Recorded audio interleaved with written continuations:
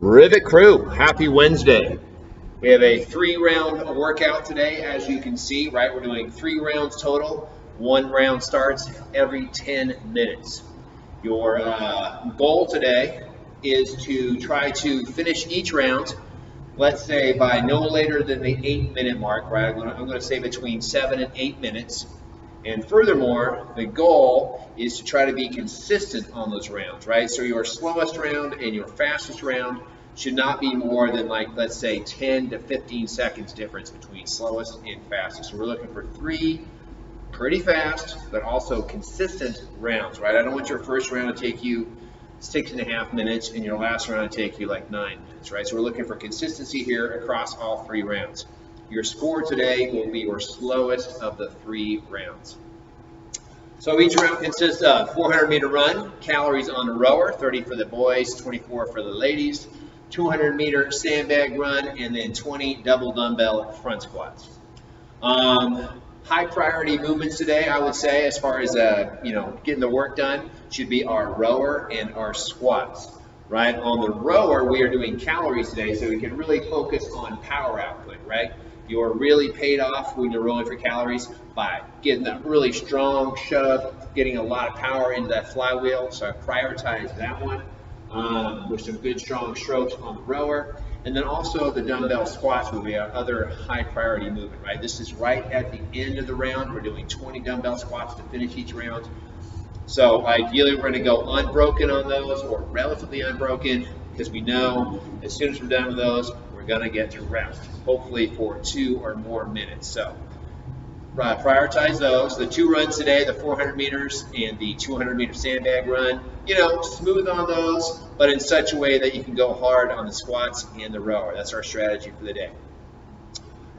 Things to think about today. So let's talk about what the knees are doing on the rower and on the squats. So on both these things, there's a lot of knee flexion, right? Kind of similar movement pattern here, but very different what we're doing with the knees. When we squat, right, we drive the knees out to create space between the hips, or between the legs with the hips, so we can actually squat lower, right? We drive those knees out to increase our range of motion so we can hit that nice bottom below parallel position in our squat.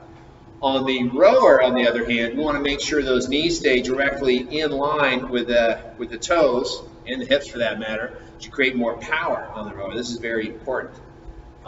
Sometimes with these 2 movement patterns in the same workout, they can get confused, right? So on the rower, we do not, at the catch, we do not want to press those knees out like this. We do not want to increase that range of motion. We don't want extra reach. That's another common mistake, is people think, well, if I do this and I reach a little bit further up with the handle, I'm going to get a longer stroke. Well, yes, you are. You're also going to get a weaker stroke. We don't want that. I've already mentioned power when we row. We want a lot of power today. So, again, I mentioned knees under elbows. At the catch, the knee should be directly below the elbow, right? We want a nice straight line, ankle, knee, hip. More power. And then again, we don't want to overreach. We shove back hard, boom. It's all about pushing with those legs, driving those heels in, creating a lot of power. When you're rowing for calories, it definitely pays off. Less shorter strokes, or I should say short, strong strokes is what we're looking for here, not long, looser strokes. Kind of like crushing a beer can, right? So you have something on the ground and bam, you stomp it down. That knee is not going to be out to the side. Or maybe you're a SWAT team person and you're kicking in a door. In case you're a squat member, same idea, knee in line with the rest of the joints. And then the squats, dumbbell squats today, we want to press those knees out. We want to keep those elbows also away from the knees, right? It's easy to let the elbows drop down, then all of a sudden you're squatting and your elbows are actually running to your knees.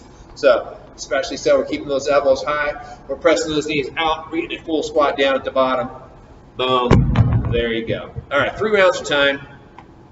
Hopefully each round takes 7, 8 minutes or so you get at least 2 minutes to rest. We're looking for consistency across the 3 rounds, right? No more than 10, maybe 15 seconds difference between your slowest and your fastest round. That's what we've got doing today. Hope to see your beautiful face here at the gym. Peace out.